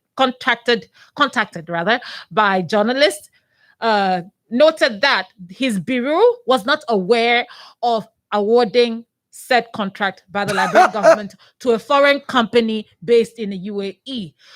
MedTech Scientific Limited to fully operate. I think the entire deal smells fishy. But I've been telling you from the beginning, this thing here has nothing to do with efficiency. No, but you didn't tell us who do it. You didn't tell us how much. Yeah, but we know. I don't know, but so I just know. Outstanding. No, but I just know the minute somebody is in the middle somewhere there, it is nothing to do with adding value. Yeah, because if you're using your excuse, the excuse is that the excuse really is that Liberia ascended to WTA, so that we should pay more money. The connection is not even made. Which clause? Not even made. Which clause in it? And do you know when they ascended to the WTO? Years ago, it was under Axel Ade. I won't go check. It was during the time of Axel Ade. So that is what. Hello. Do you have a caller? Yeah, go ahead. The callers that didn't come, I can hear they're ringing. Hello. Okay, I think the person slipped off the line. But I think this is an ancient thing. So if you're trying to use that as a justification, you have to show us the connection, the demand that was put on us. Now, tech scientific people, what asset do they have apart from a contract sheet? So that the only thing they're bringing to Liberia joined WTO 14th July 2016. Hello? 4 years ago. Hello? Yes. Yes. Yeah, I've been missing you from the radio. Phone FM is now carrying your signal tune. The former signal tune, I mean. Okay. Yeah, they bought the company. We meet on our own. Welcome back on Radio Mary. What's up, Guan? We're dropping a single. Are we dropping a single soon? Go ahead, Jack. Is he a musician? No, he's just it's a signature tune that I used on the show. Okay. He finished singing. He go. Wow. Yeah. Sorry. I thought it was MedTech Scientific hymn or whatever anthem. So WTO, Liberia ascended to WTO in July 14th, 2016. So how can you now use that as the reason for which you go get somebody from UAE and now say, oh no, the person is a Liberian business? The person is first off, that lie should not happen. First of all, who's the Liberian partner? If you're bringing in a company, that's fine. No, Mary, you see, you are making this thing. You were scared. Hello. Yeah. Hello. Yeah. I'm Abraham Kuma. Okay. Mr. William, sometimes if you come online, you should also show some progress that the government is doing, that the economy have been improving the system. Okay. What is it? What has improved? The minister is quite against COVID-19. Until now, people have no more dying. Okay. In many cases, you're telling like people are dying. Okay, Kroma. Okay, Kroma. Government, everything is hello. Government, everything is not make sense. The other one not make sense. Hello. I mean, we're not going to get you what I'm saying. Hello. Hello, Kroma. You're pushing for CPP or whatsoever. Hello, Kroma. Hello. Yeah. Hello. Yeah, hello. Why are you on the air? Just help us now. Just do it. You You're already here. Tell us the things that are improving the economy. Oh. But you're right now on the mic. On the air. But you're on air now. They may not get nothing to see. You're on air now. The coronavirus is ceasing in this country. People are no more dying than before. And you get some fasting. You encourage people to go and take okay, so the men that died. The men that died across the beach that we had protests about, we shouldn't talk about him. We shouldn't talk about it. No, you said, but I didn't know we're talking about here. You said, but I really wanted to tell her. No, but I really want you to tell. Okay, so what's the good thing? I want to ask you a question now. What is it? Okay, but what is the positive thing in the economy? What is the positive thing in the economy? That's what they are coming to you. Say now, I want you to tell me. The economy is improving at least 3% or 4%. Yeah. Now the COVID-19 is ceasing down. We are coming from. No, but economy is improving. How? Economy is improving. Okay, but economy is improving. How? How? Eh? You don't know me, you ask me how? Yeah, because you said it. One of the things he's saying, we have already said it. At the beginning of the show, we said COVID-19. We said COVID-19 had reduced. We said the vaccine is in town. From the beginning of the show up to the yes, we did. No, but we did. We did. Let him go, man. Okay, but you're not listening to hear. You're listening to hear the ones you want to hear. But if you got hearing problem, I know, right? He's just shouting. Everything he said that he calls positive has been spoken about, except for his so-called economic improvement. I want to hear the economic improvement. I want to hear it. We changed by 3% to a house because this national economy. Yeah. How are you, Mary? Yeah, I'm fine, thank you. How are you? Really, this is a long time for this, Ryan. Okay, what you say? Hey, Ryan. How you been doing? I'm thank you. What's up? You better be here. Mm-hmm. I have an issue with the opposition, especially with the level of statement they are making against one another. I think this will not help. The fact is that the second in what led to becoming second in the party election because of the collective effort all of them put together. Even with the Donald Dillon. That did not win senator position only by himself. He was supported by the opposition in one accord. But with this level of insult coming from the background of Joseph Baka and also from communists, I don't think we'll get I want to ask you a question. Who do you support though? I just want to know. Maybe stop pushing on fire. Who do you support? When it comes to my support, I support Liberia. No, but Liberia can't. Okay, but in Liberia that you support, who should be president? Who you support for president? I don't want to know. I just want to have an idea. Who you want to see people carry? For me, if there's a winning ticket, I don't think Brother will be a good because one thing he will not be able to okay, you're supposed to comment. You're having a hard time. No, you're having a hard time. You're having a hard time. Mama says I support Cummins, my brother. You're having a hard time talking because you support Cummins. I support Cummins too. Don't mind Mary. No, for me, Mary, what my thinking is that if they must go to this battle, let us go to the battle when they call. Let us choose the killing and all they will support. You are emphasizing unity. We've heard you. Thanks for the contribution. Precisely. Now with the thing with the Cummins, I will pray that he quiet down. Yeah, they got a problem that the one that showed the first line is not the one that started the fight. The one that slapped everything. Let it quiet down. And to my brother, maybe we say the cat will not eat the fish, and the fish, where the fish is sitting, will not smell. That does not start twisting every now and then. He said, when I eat the fish, don't tell the fish when I spoil. Okay. Yeah. Yes. Hello? How are you, Sister Mary? Yeah, I'm fine, thank you. Emmanuel Dongo Brother Bible College. What you say? I hope you bring so peace. So you call it for Bible College. So peace. Oh, I'm from Bible College community. I'm from the college campus. So I'm not ready. So I want straight fries. So you get fired. Yeah, I got fired. The first problem there is the police doing like Saturday market. They drag on the day child there because he didn't wear masks.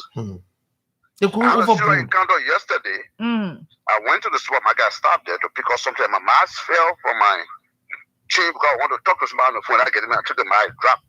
So I couldn't pick him out and put it back home. So I was standing all over. The guy couldn't allow me to enter the supermarket. And so I was standing waiting to see someone buy my mask to buy. Then I saw the police officer coming. So he said, why you not get mask on? Then I look at him for long and laugh. Then I say, see, when you come to church late, you don't raise questions. You don't raise so. Yeah, you don't raise so. I said, you know what you should be thinking about?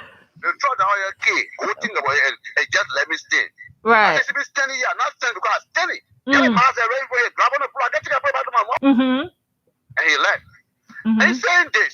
The same people who try to say they're trying to enforce it, they're causing more harm than good. Right. Yeah. And I don't know why people will be afraid to say the truth. I got to truth is Brandy. It must be told. I got Brandy must be told. You know how we hate people? But we put feet on the bad and learn to do the right thing. Right. Yeah. You say we agree that the situation going down. We were there, we took a 5 dose of a vaccine. They are not coming out when we're getting the second dose. Even if we get the second dose, what the rest are involved? Because we are taking the day fast. Right. Even if we take an antibody and they gave you for 1 week, you can't take it after 1 week, after another 2 weeks, you take an antibody. That's no problem. Right. So let them come and tell us something. Because it's a breach, complete breach. I'm not taking July 10. They have not taken it just as we in August. So what began there? Begin there. Let them come and tell us some advice. Let them tell us. Because I'm doing it fair. I don't know why you cost me. Okay, I want to ask you a question though. The police officer who was telling you to wear your mask, how was he wearing his own mask? Yeah, I've been under the gym. That's all I wanted. That's all I wanted. That's all I want. Because I kind of like knew. Thank you for your call. I kind of like knew that was what happened. Like something told me, just ask it. Yeah. Because the person who's trying to get you to do they said not doing it. I said I'm doing it. Seditious, so Chale, we all can okay, so Freedom or whatever they call the station can sing praises. On this show, we're gonna take flags from whether it's opposition or government. But it's not this show is a distilled topical issues from the week. We distill it, the ones that are really topical. And to do a show that explains things to the public from our perspective is to use issues that are pertinent to human life, things that directly affect you. And of course, we'll deal with the gossipy things, but the economy directly affects you. What happens at the port directly affects you. What happens with COVID directly affects you. What happens at the school directly affects you. You cannot pick and choose unless we don't have the time. We cannot pick and choose favorable stories just to satisfy a segment of society. That's not what we're going to do. Maybe I should start a business of that's not what we're going. We ain't doing it. Business of writing fiction. We just say, I know, right? In fiction news, in fiction, the economy fiction economy has gone up by 3% to Kuban House. Oh, but I want to say something about government though. In the last 6 to 7 months, I have to say that the dollar rate has stabilized. This is the longest stretch it's stabilized for since this government came into power. Right. I can say that because it's the truth. No, okay. It is. However, right, and also the numbers that I've seen for inflation compared to 2018, where inflation was at 27%. Double digits. Now we're at like 10-point-something% according to what they closer to single digits. Closer to single digits. So yeah, I can talk about that. But you know what? The problem with those numbers is, unless you're telling me that when you go to the market to go buy something, the price is reduced, those numbers don't really make sense. You know what I mean? No, but they don't really. It's important in the context of practicality of a recovery program, right? Because what you were seeing around 2018 and 2019 was this free fall of the economy. Yeah. So the first thing, and I remember I was one of those who helped with setting up the economic dialogue. Right. We brought technicians from Ghana. Some of us were paid by UNDP to help. And in essence, the objective was to try and stop the downward slide. Right. If you keep sliding. Right. Okay. So so that stability is to be in praised.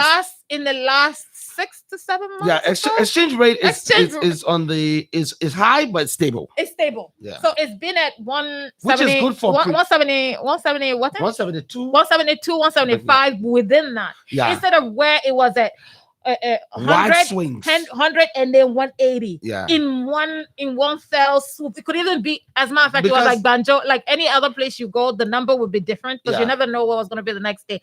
That does not help importers, for instance. Right. You can't plan. You know, and then also the inflation itself. What is inflation? Basically, the dumb part, for me, you know, explanation of the it. Price of goods and services. Not even that. It's the fact that $100 could buy you this water and this AC thing, right?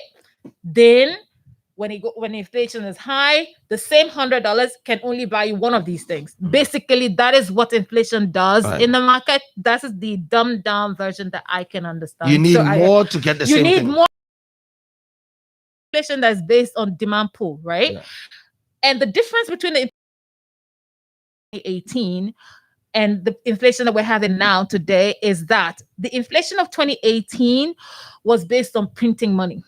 Right. So excess cash in the system. Monetary policy, yeah. Excess cash in the system. This inflation here is based on demand pool. So demand outstrips supply. So the prices obviously, goes up. Yeah. But the problem within those two spaces is that the real quantitative effect in people's pocket is not really it hasn't hit the pocket. Because unless prices go down, as in you can see if you were buying rice for $100 yesterday. If you're buying rice for $100 yesterday, today you go to the market is $80. Then you say the people don't. Then but Mary, you and I don't have that excuse though. Let's be fair. You and I don't have that excuse where we say we have to wait to see the price drop. We can at this point say we've seen stability in some of the indices. I have said that. Yeah, I have said that. The only thing I'm saying is that the demand pool inflation in the way that it is, right? It has not driven prices so high because there's stability in the dollar rate since we are an import-dependent economy, right?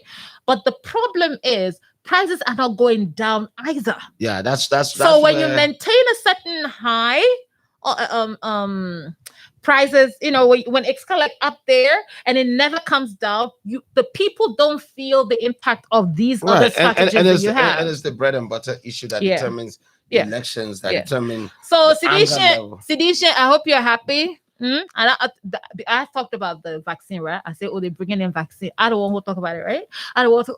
It's just that people are so used to I will tell her, man, being negative. Call me back. Call back now. Anytime you call, you can be very respectful. Oh, really? Yes. I cannot be. Hello? Hello? Yeah, Mary. Yeah. Hello. Yeah. Right. Yeah. What your name? Listening to you people. What your name? My name is Archie. Okay. Where you calling from? I call from South Dakota. Okay. Oh, okay. International caller. All right. What you say? He's probably following via the internet. Mm-hmm. Yeah. Welcome back, Radio for your voice. Thank you. Well, one said, in trouble. I don't know when they started as that. We've been in trouble. We were into the trouble for them. So the only thing we can, as our other couple said, unite ourselves. It is the only way forward. And I think guys split and go. There are different ways. Trust me. And it will be difficult for our time. I don't know people my age, my future. Your line is really bad. Never mind. These people will get another chance and look at where Liberia is. Okay. I think I understand what your line is really bad and we're straining to hear you. Oh, really? Yeah. Sorry about that. Okay, all right. I will call back later. All right, thank you for taking part in the show. It actually improved. Oh, okay, thank you for taking part. Yeah, it improved in the end, right? I think I should have said that a little earlier. I'm not first off, to end the show on this show, just giving out, just in case you didn't hear me before, I said it before, on this show we're going to deal with topical issues. Okay, on this show we're going to be critical of anyone, government or not. On this show we're going to ensure that what we provide are the information as much as we have it, right? The facts according to what we have. Okay, now if it bothers you, I'm sorry, you're gonna have to either deal with it or find something else to do. No. You're gonna have to either deal with it or deal with it.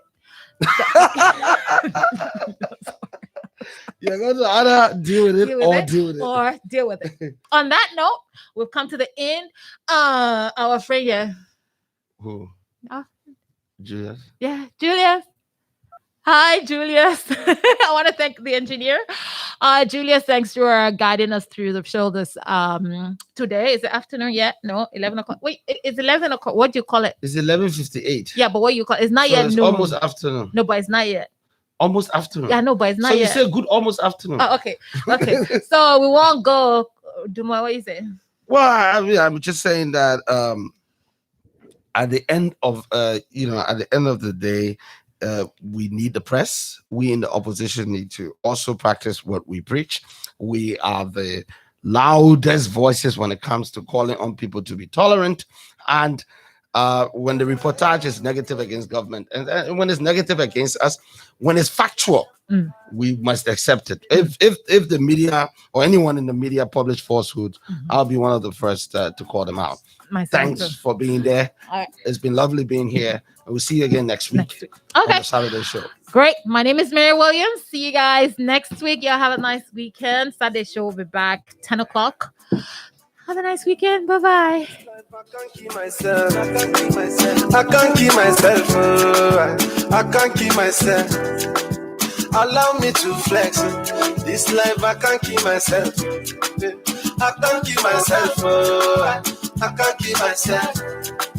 Allow me to flex. Many years me I done the good.